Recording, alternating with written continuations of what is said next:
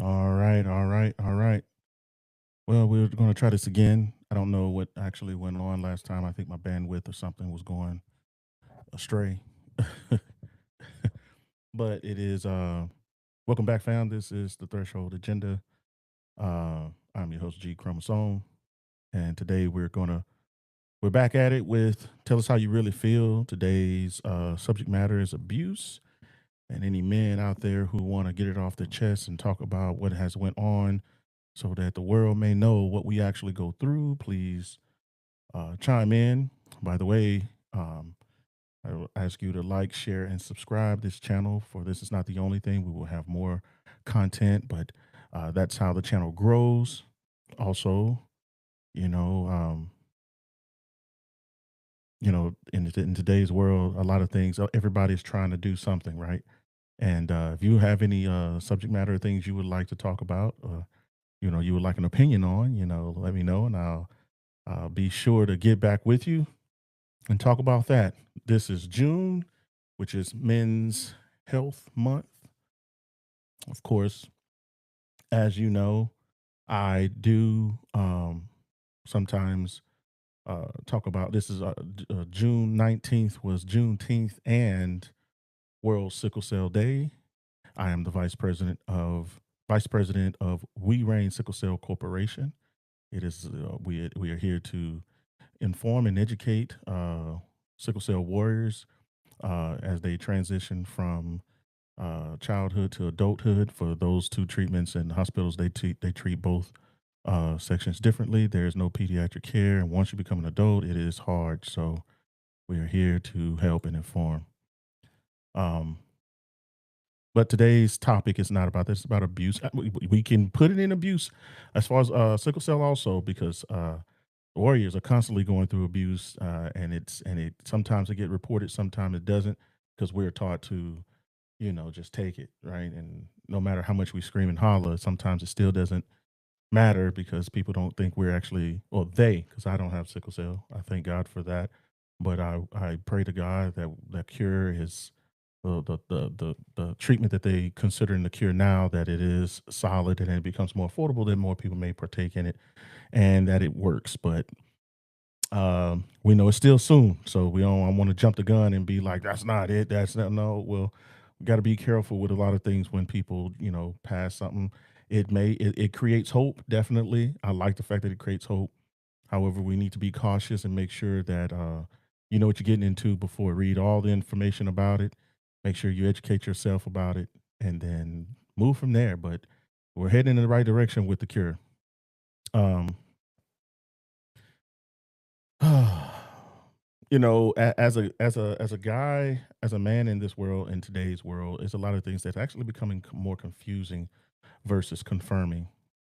I don't know what it is about, especially Western civilization, that really expects us to get this right, and for there to be, I don't want to say peace and harmony, but you want that, but it's like society keeps creating obstacles and barriers to for us to not really be able to do that, especially not that easy because it's constantly introducing things that we don't want.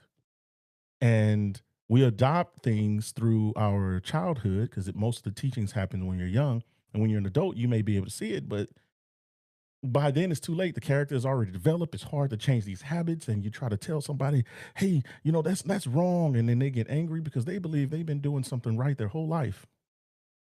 And what I'm getting at is, like, as a man, I was told, and I'm sure if you were a man, put it in the comment section. If you were told to suck it up, buttercup, and you're not supposed to cry, and uh, you know, stop crying like a girl. They made it like a girl is something about a girl is bad, and you don't cry like them.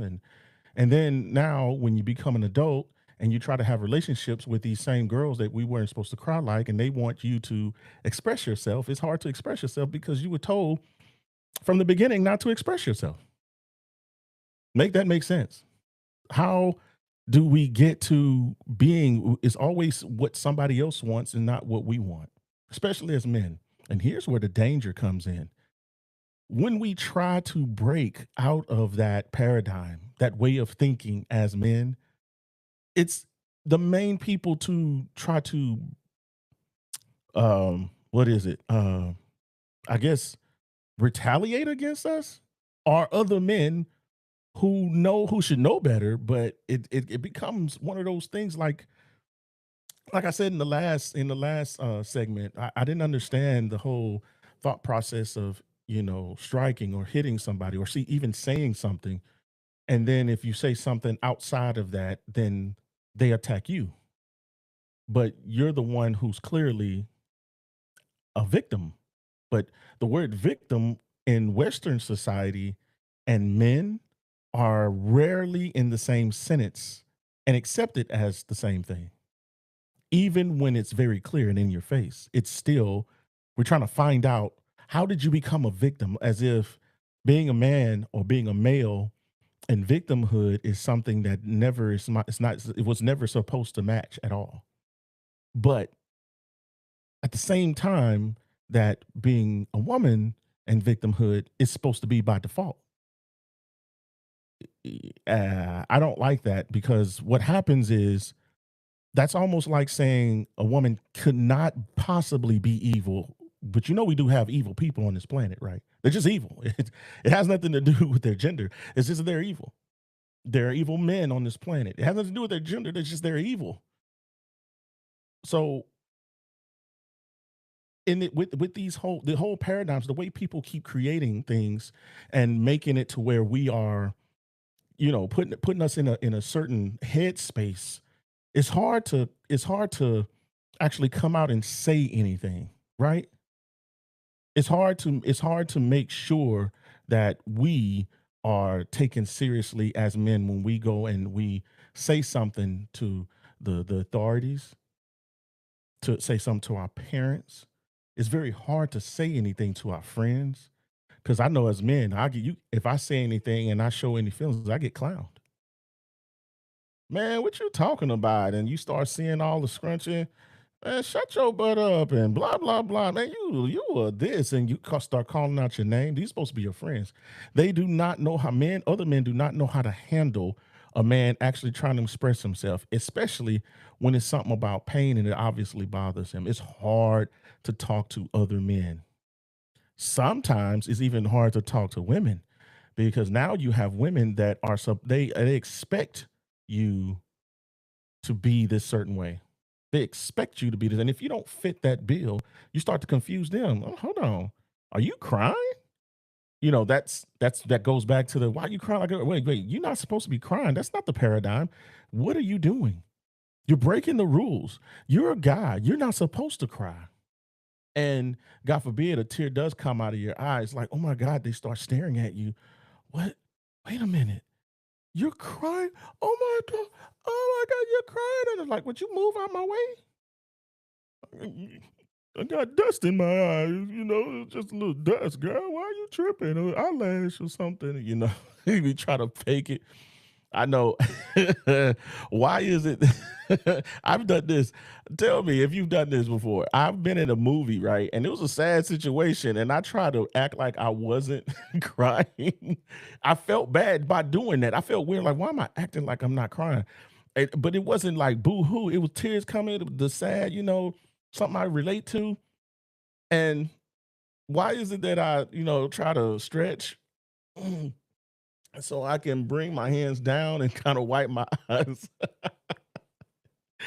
What in the world? Who did I learn that from? I don't know. You just try to figure out strategic ways to not show that you're crying, even though it's clearly a sad moment. And I didn't want to show anybody that I was crying. It was sad. This is bad. This is bad. Anyway, to those who are here, I like to give you a little story just to start it off. I know some people may not be ready to say anything as far as this. You can put in the comment section. Tell us your story and share with us.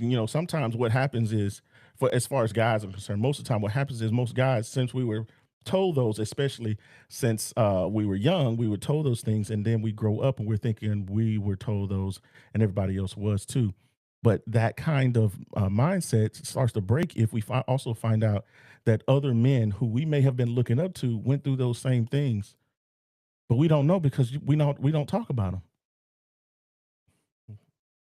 except for people like me, especially in the barbershop, I've learned to go and talk about weird and intimate things in the barbershop because that's a space that's usually controlled by men until we have a barber that, till the women come in and then they feel like they got to get into. But this is about the men being able to talk to men. And that's why the manosphere and the red pill and the MGTOW and these all these other subgroups, pink pill, black pill, and whatever you want to call yourself. That's why they kind of went and started thriving and actually being effective, and people attack it bad. But they started off for whatever they started off was they had ideals, they had different ideals that was trying to change the paradigm. The problem is if you went in that space and you were not of that paradigm, you're going to all of a sudden feel some kind of way. You're probably not going to feel like you were supposed to be a part of this, right? That's rightly so. You're not supposed to be in there. Change, people stop abusing yourselves. This social media situation is supposed to be meant for you on a broad spectrum, and you're not supposed to try to accumulate and consume everything. You just go to where they have like-minded people.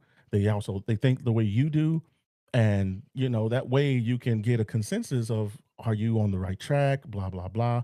And then you dibble at that. What I do is I dibble at that. And I go into other things and I try to find out what other paradigms do. Because just in case I'm not quite in the right spot, let me see what the other people think, and I'll just go in there and look, just get a taste. Don't go in there and merge and sit with them, because then it start to affect your mind, and you start thinking like them, and you start acting upon it, and then it becomes a part of your life, and everybody else is around you say, "You okay, man? Man, you acting weird. What you going through?" You starting to act like that stuff you be watching on YouTube, or that stuff you be watching on this platform, and that stuff you be watching on that platform. Um, so anyway, I'm starting to babble. So what I want to talk about is I have a little story time. This is the sign of this is what I've been holding on, and but before I get to that, put in the comment section um if you feel like this or if you've done this, even if you've done this on your own. This is the men and women, doesn't matter. Have you ever been treated unfairly or badly by somebody, and you took it upon yourself to not really say anything for whatever reason? Most time we feel like we don't say anything because we don't want to get in trouble. Um, but I know sometimes you don't want to say anything because of who the person is.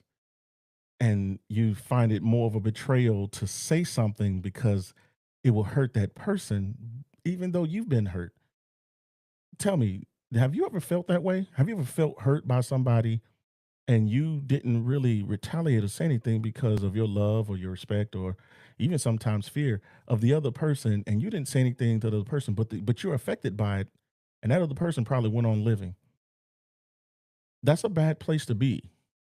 This is why we need time like this to be able to get out and say something. You need places to go and people to be able to talk to say something. You got to be able to get it off your chest. You have to be able to say something because holding it in is going to eat you up, and that's not the place to be. That allows whoever hurt you to have power over you, even when they don't even know they have it, and you suffer in silence. So please talk to somebody. You can come on the fresh. You can come on the threshold agenda. Ooh, the threshold agenda. What in the world did I just say? You can come on the threshold agenda, and you can talk to us. You talk to myself, and you can talk to the rest of the world. Whoever wants to listen, we will listen on the threshold agenda. Story time. Question: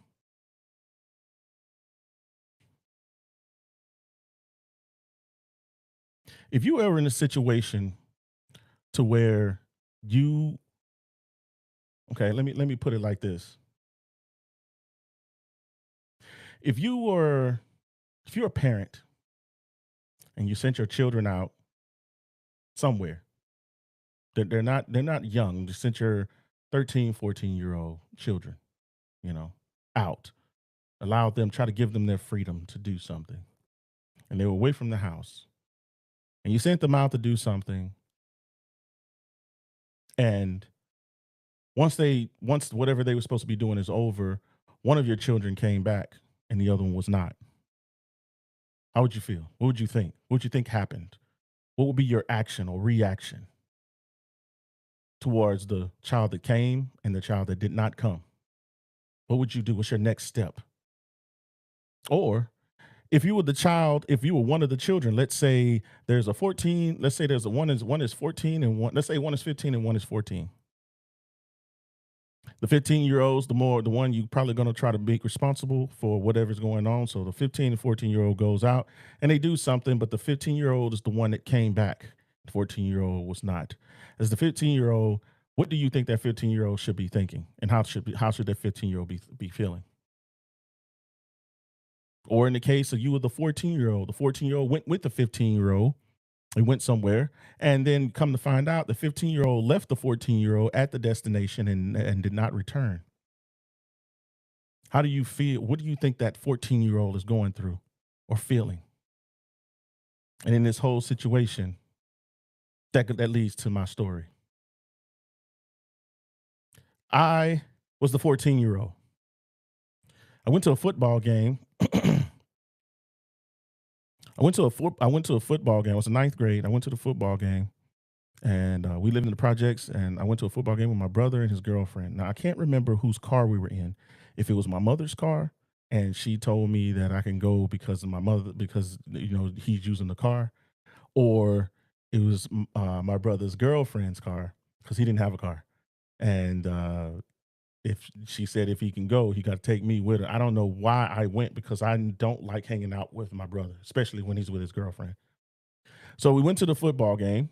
I go in the gate. I know they dropped me off at the gate and they're supposed to went and park the car. Now, whether they actually went and parked the car or they left, I don't know. At this time, I don't know. I know we're going to the game.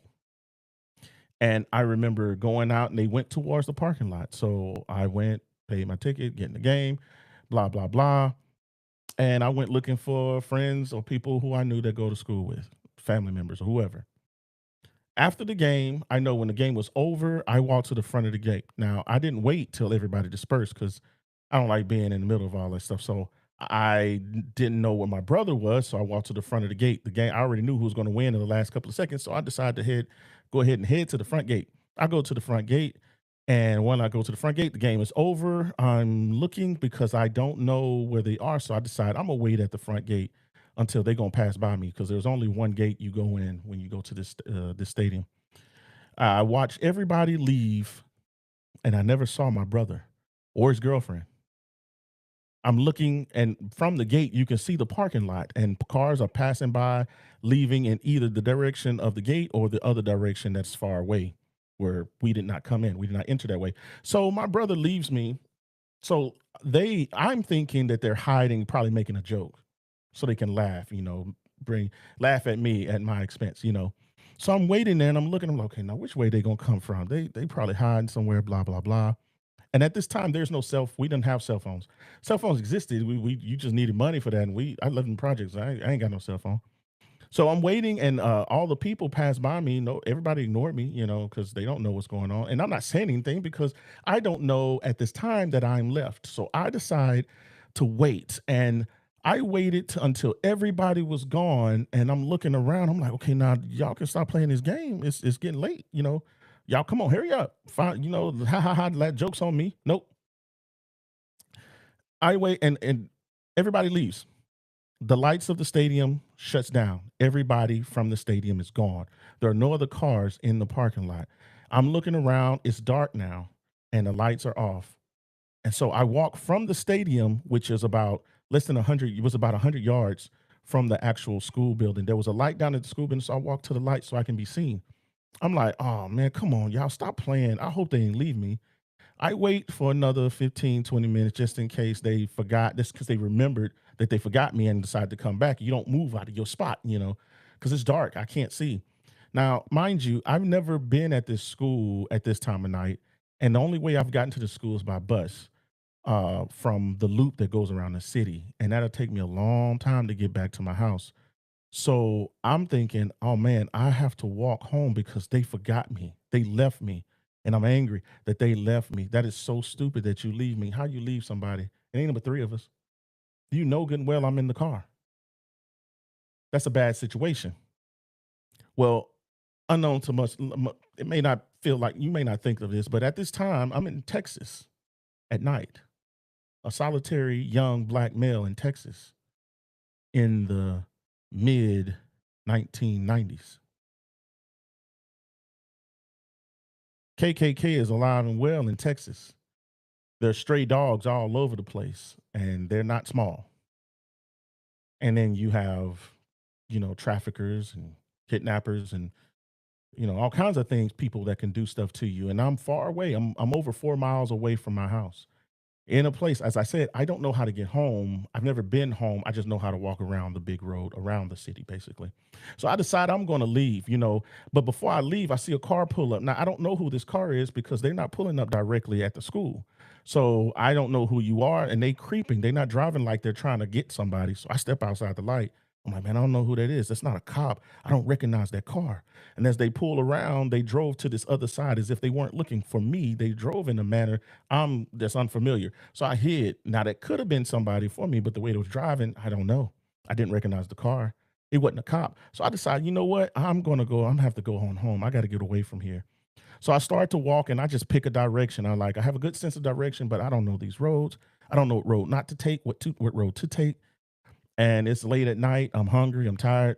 So I decide to walk. I walk over 4 miles, ducking and dodging, going down little railroad tracks and things like that, because that's the only way I can feel safe enough to get off the main street where nobody may see me because I don't know the dangers of the night in this town.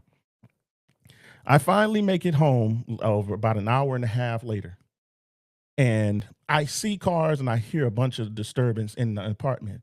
I'm tired though, so I'm like, why they make okay? Well, they're scared. They were scared that something happened to me.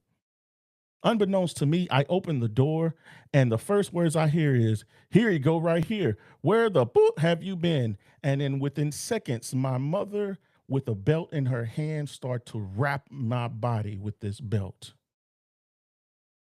So much so, some of those wraps wrapped around my head hit me in the face. I'm ducking and dodging, trying to defend, and I'm confused. Wait a minute. I'm the one that was left. How are you beating me? There are other adults in the house, and no one stops her. Everybody just watch me get beat. And then they say, that's enough. Like, okay, that's good. You got him. That's enough. And the word from my auntie is, why would you put your mother through this? Now, remember, I'm the one that was left behind. And I sat there as my brother sat in the room with no remorse or sense of, you know, no respect for me, no integrity. You didn't even take accountability. No words were spoken to him, but I'm the one left, and I received the beating after I'm cold, I'm hungry, I'm tired, and now I'm going to go to bed beaten. And I'm the suspect of one being left, and I don't know how to respond because everybody's worried about how my mother feels. But mind you, my mother isn't the one that came looking for me because I'm at home already. Mind you, my brother did not turn around and tell them and drive his butt back up there to get me. Mind you, these people who are over our apartment, they have cars. Where were you? Where's the cop that you called for your missing child? Where are the help? Where's the help of the people who are supposed to be looking for me?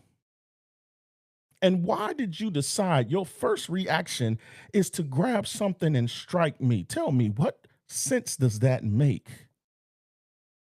And what kind of person do you think I will become by being the recipient of such treatment? Who do I tell this is the people I'm supposed to confide in? I can't confide in you. You're the one that's attacking me. Why are you worried about somebody who was at home safe? Anything could have happened to me, but no, I'm the one struck. And you know what? Not one apology came from anybody. My brother, my mother, my aunts. And what kind of attitude do you think I'm going to have towards such people in the future? Do you think I'm going to be happy and trustworthy of people when they tell me something? Do you think I'm going to be more violent? Do you think I'm just going to simply ignore and try to repay somebody else with the way I've been treated? What would you think? Tell me, how would you respond to such a treatment? Have it happened to you? If you have, put in the comment section. Tell us what happened to you. That is my story, and this is how I have grown to hear other men's stories, not exactly like that, but what do they say?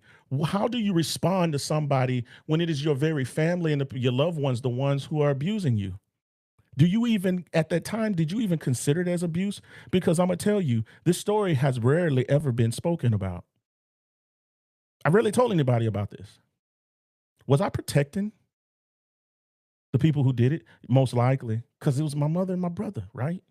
You don't want to say anything bad against your family, but it's crazy. Don't family act like family? Just because they're kin to you, don't make them your family, right? They're supposed to protect you. But if you have that instance, like I just described to you, and other instances like I've had many of them, what do you do? As a man, what do you do? Who do I talk to? Can't talk to other men because, oh man, you are such a sis, yo, you a sissy, and they call your names outside, and you are this and you are that. You soft, and you get disrespected for actually being a human. You take it to women now. Oh man, I can't do that. They don't even trust you, and if especially if you want a relationship with them, now they gonna think you too soft. You can't protect me. You over here crying. Are you crying? What you crying about? You harbor these feelings inside, and you got these things, these thoughts start to shape your paradigm. What kind of man are you? Well, how are you going to treat people in the future? This is what happens when a man is abused and nobody wants to hear him out. And yet we're told we need mental health help. We need to go to therapists. We need to tell a person who we've never met, and most likely in my situation, yes, I'm going to say this in a little. I'm going to say this a little bit. It's not always the case, but some of that is actually the experiences of a black man, not just a man. Because our we have some of our experiences a little bit different than another than other races of men who, but there are some generalized consensus. If you are a male or a man, you end up having to be by yourself when you talk about the traumas that you go through, what kind of situations you have in your life. We can't even go to the church half the time now. Think about that. How many of you have taken your trauma to the church and felt better? I'm not saying don't take it to God because you know I'll go there. You take it to God, definitely. There's been plenty of times where I've been treated wrong and I wasn't asking for anything. It wasn't necessarily traumatic, but it was a bad experience. And I know that God said, vengeance is mine, saith the Lord, and he will have his vengeance. And it comes in a very peculiar way. But you don't want that to happen to your family, right? So you kind of hold your tongue. I don't want to say anything because the trauma and abuse that happens to us, we can't say it out loud. Do you know that sometimes, even on social media, I hope it doesn't happen here because sometimes I really don't want this to be flagged. Do you know that some men have actually tried to identify the abuse that happened to them on social media and they got flagged for it as, what was it, incorrect information or spitting misinformation? What? Misinformation? I'm telling you about my own personal life. How are you telling me it's misinformation? Because they don't want to believe it.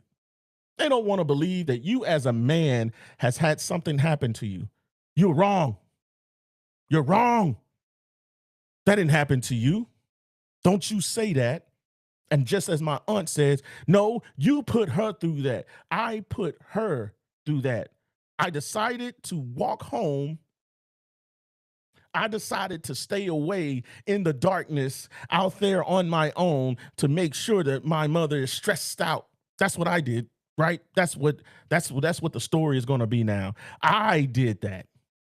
I have to take that on. I have to take accountability for being left.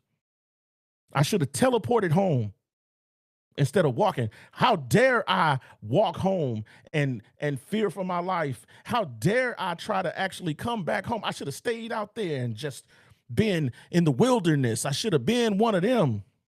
Should have lived out my life in anger and rage and got vengeance for how I was treated. Let me go in my life. Let me join the military with rage and vengeance and go and abuse people. Let me do that, right? Because that's what I'm supposed to do. Because by default, men are seen to be suspects. So much so that in today's world, I've said it once, I think, I'm going to say it again. In today's world, it is actually the paradigm and it's spreading like wildfire that a lot of women are thinking that men are worse than bears in the wilderness.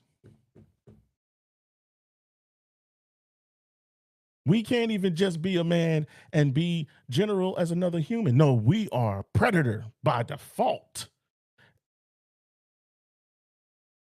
Yet, if something happens to me and I have to go out on the street, where are the shelters to where I can go and get relief? You can't find them. You can't find them. But you got shelters all over the place for women. Some you didn't even know were there. Some of the women didn't even know were there. But there's rarely a shelter that men can go because nobody really cares, even other men. Because the paradigm has been set since we were little that we are not to protect each other. Our job is to protect the women. And all of the suffering that we go through, sometimes at the hands of women, but mostly actually at the hands of other men who will put you in your place if you go against this paradigm, we suffer. We can't say anything. They call the cops. The vast majority of cops are men who don't care. They have that paradigm too. You go to church, the vast majority of pastors are men who have that same paradigm. You go to the hospital, the vast majority of doctors are male who have that same paradigm. So they don't think you feel the pain. I'm hurting. I have to scream. I got to holler. Ah! I got to mince and wince and I have to grit my teeth. I started to think that's almost the same way as it's described away from God. Basically, outside of the gates of heaven, there will be weeping and gnashing of teeth. And it's almost like the men, I as a man, the only way I can even be considered as actual pain is I have to weep and gnash my teeth and grimace. Is that true? Do you feel like that? Have you seen that? If you are a man, do you also feel like that sometimes? And if you're a woman, have you noticed any men going through that? If you stop and just if you just stop and put yourself outside of the scene, step outside of the box and look in, could you say that, yeah, I can see that? Or no, I just think y'all overreaching. What do you think? Has it ever happened to you? I think there are times when I have to actually just ignore it. There are times I actually have to just ignore the pain, ignore what it is how I actually feel.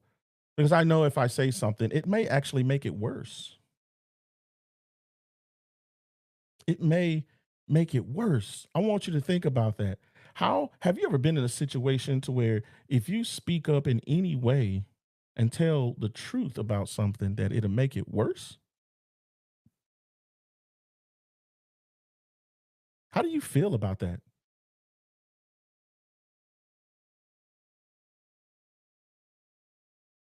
It's kind of scary.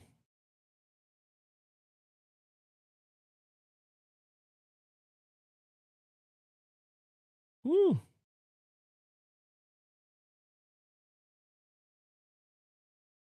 I blind myself with the light. I think that's a little bit better. Had the light turned down big time.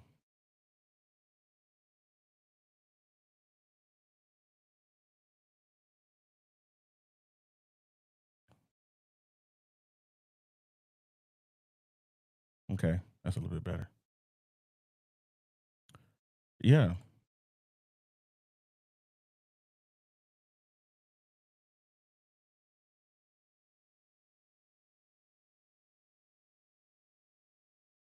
it's crazy. 'Cause even saying this, I feel like I still feel it in me. Did I betray somebody? That I know there are people that, yeah, you did. Yeah, you did. How? How did I betray somebody else? Now, I know in I know in the confused world of street cred, some people consider it snitching. It's not snitching unless you're a part of it. I don't know why people get that wrong. Snitching is if you are a part of something and you tell on the other party to get yourself out of it. That's a snitch. Snitches is not reporting something. If you saw your daughter, you saw your sister or something happening to your sister and you got there a little too late. Are you gonna call the cops or are you just gonna say, well, we're just gonna live through this and be okay with it? You don't want to snitch, right? Just saying. Even in relationships,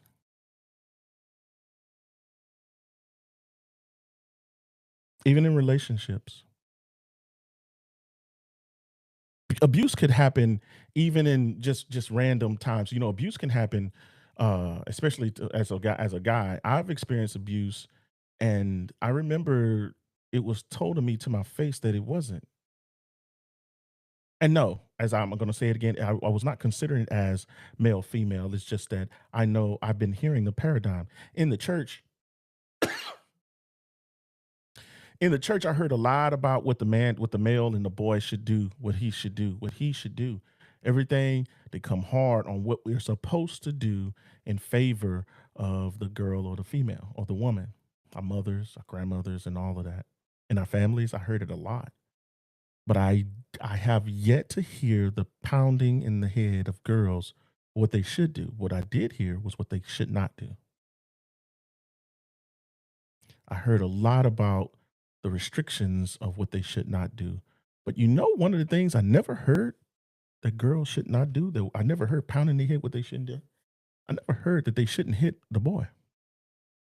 I never heard that. And you can tell because through school, there'd be times where a girl felt very comfortable hit me in the back of the head because she thought that I wasn't smart enough or she thought that what I said was stupid. And I don't even know what I said. Sometimes it wasn't it. She just make a crack a joke. And if I wasn't acting accordingly, she felt the freedom without retaliation or without any kind of consequence to strike me in the back of my head. You said, shut up. And hit, and if you dare strike her back, all the men who you didn't even see in the vicinity will show up, teleport to your very presence, and commence to retaliate and defend her honor.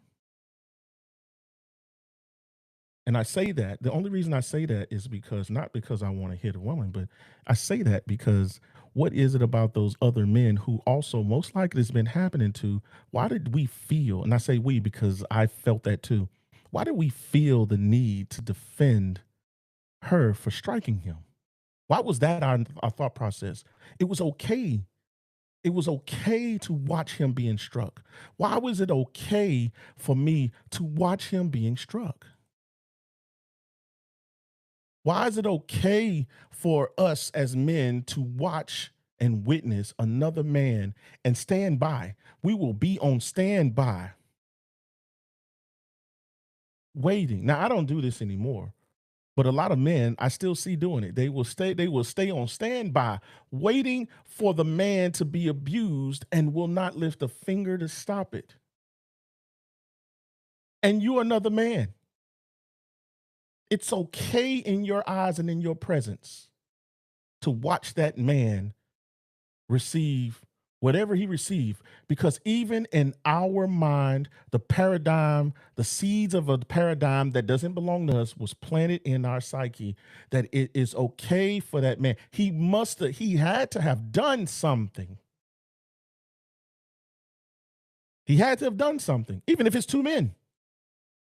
The one receiving the punishment had to have done something to be getting beat, to be getting attacked, to be getting cussed out, to be getting pressed, to be getting called out his name, to be getting disrespected. He had to have done something to receive it. By default, no evidence, you weren't there. This is the thought process that we have.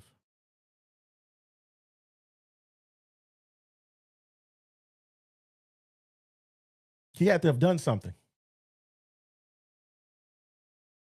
It's crazy, isn't it? It don't sound crazy to you? No? What you think? Could it be that this is a spirit? Here I go getting spooky. Could it be that this is a spirit?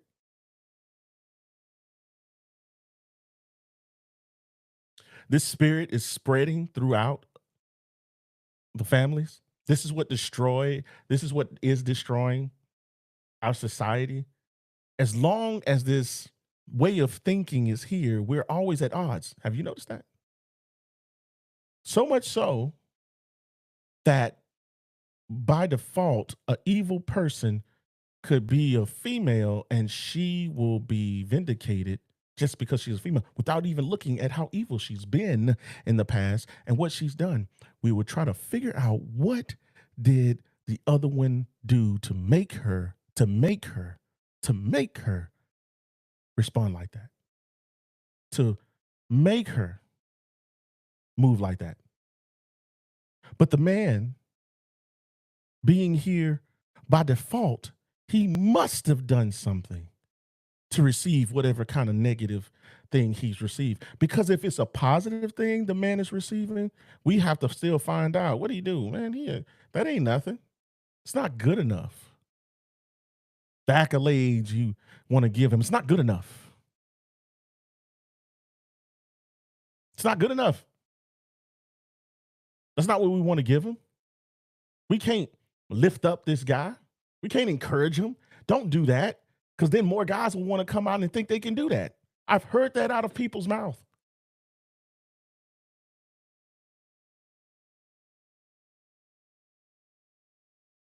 How many times, if you as a man now remember, I know in the black community, we tend to praise chastisement,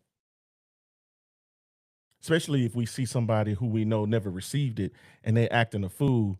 We say, see, if you got his butt whooped, he wouldn't be acting like that. And to an extent, yeah, that's true. I believe it. Yeah, I believe it. I know there's a couple of times that I got my butt. Well, I ain't do that no more. Like that one day I stole when I was 7. I think I was 7. No, I wasn't 7. I was 9. 9 years old. I stole one day.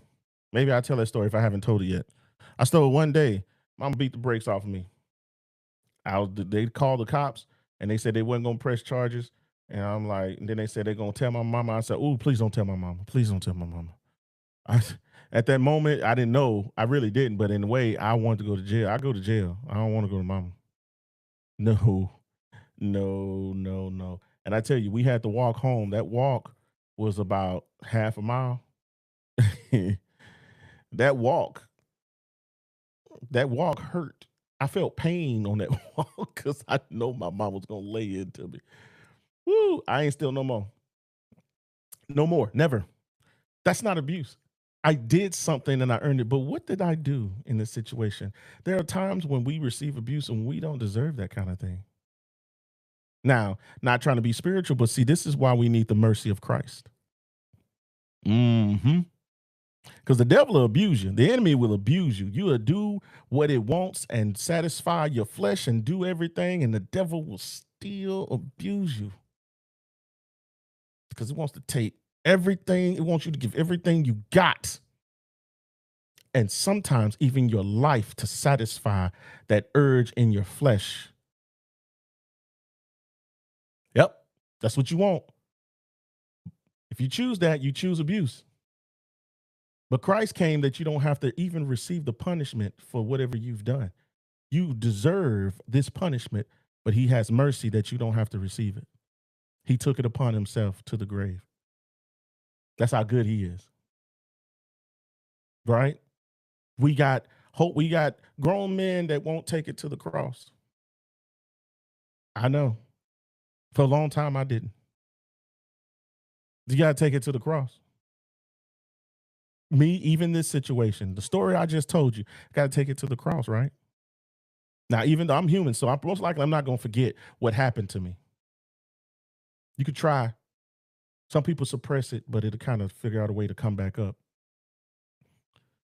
But you don't want to. You want to forgive, and the forgiveness is not for the other person; it's for you to set you free.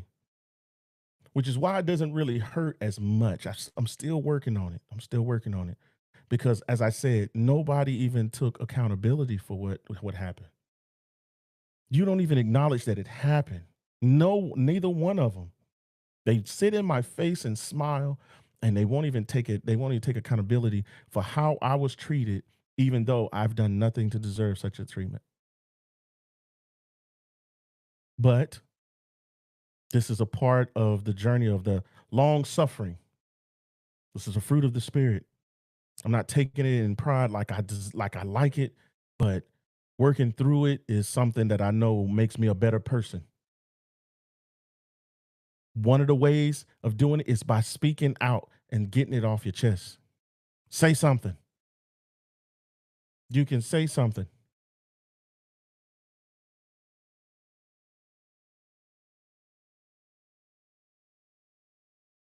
I don't take pride in having moments of vulnerability.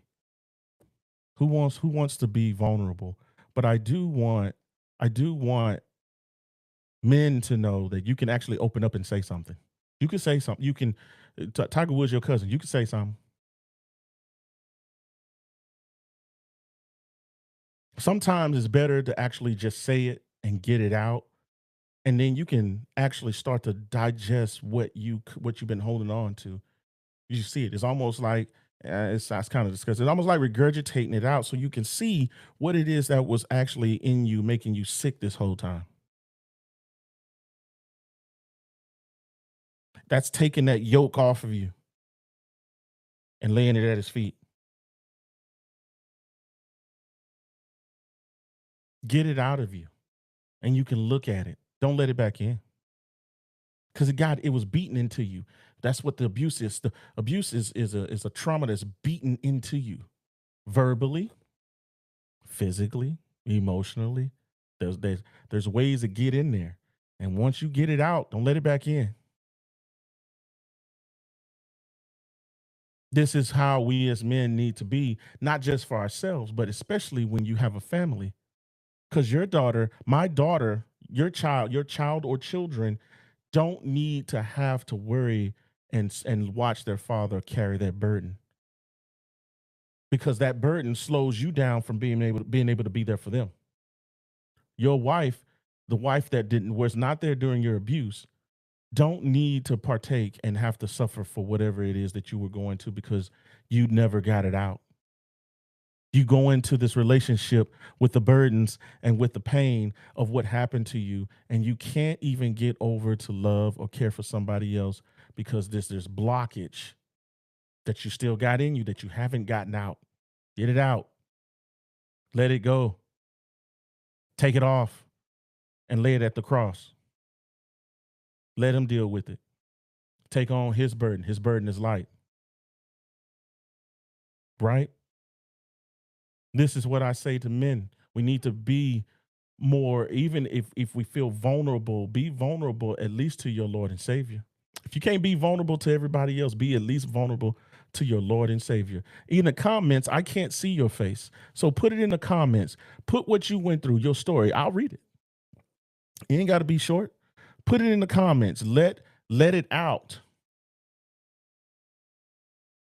And if you want to, tell me you want me to come back Saturday because I plan on doing this. I think men just need a space to be able to vent out and say what they feel.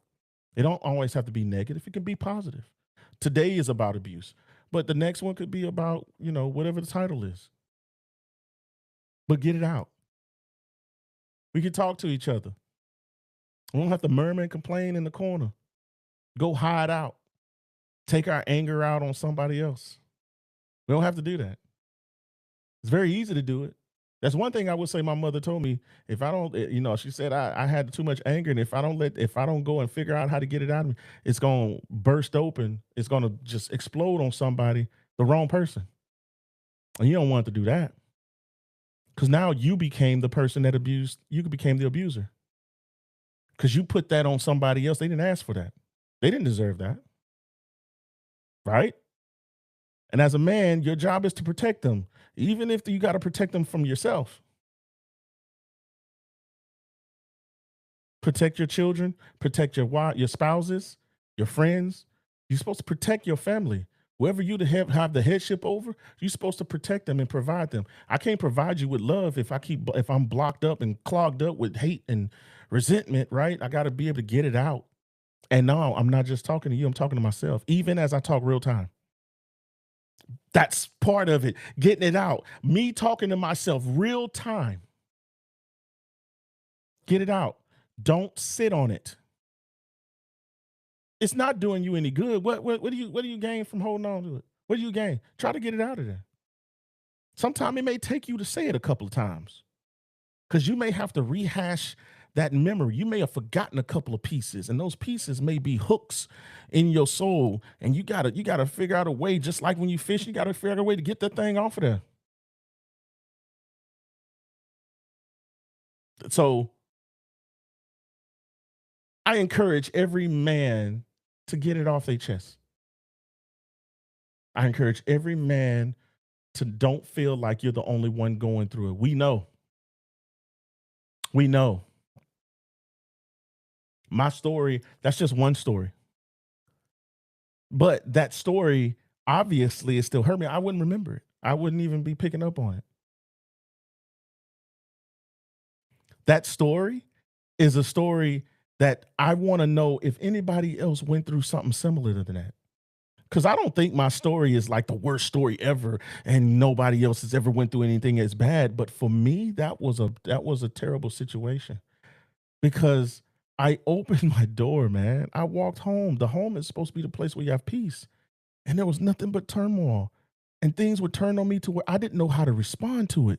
How do you respond to the adults saying these things to me, and I'm the one who was trying to feel relief finally?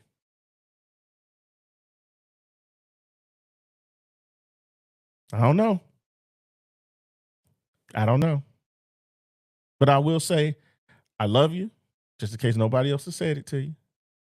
I pray for you. I pray that God bestow peace upon you, give you peace and rest in your soul, in your spirit, and in your body.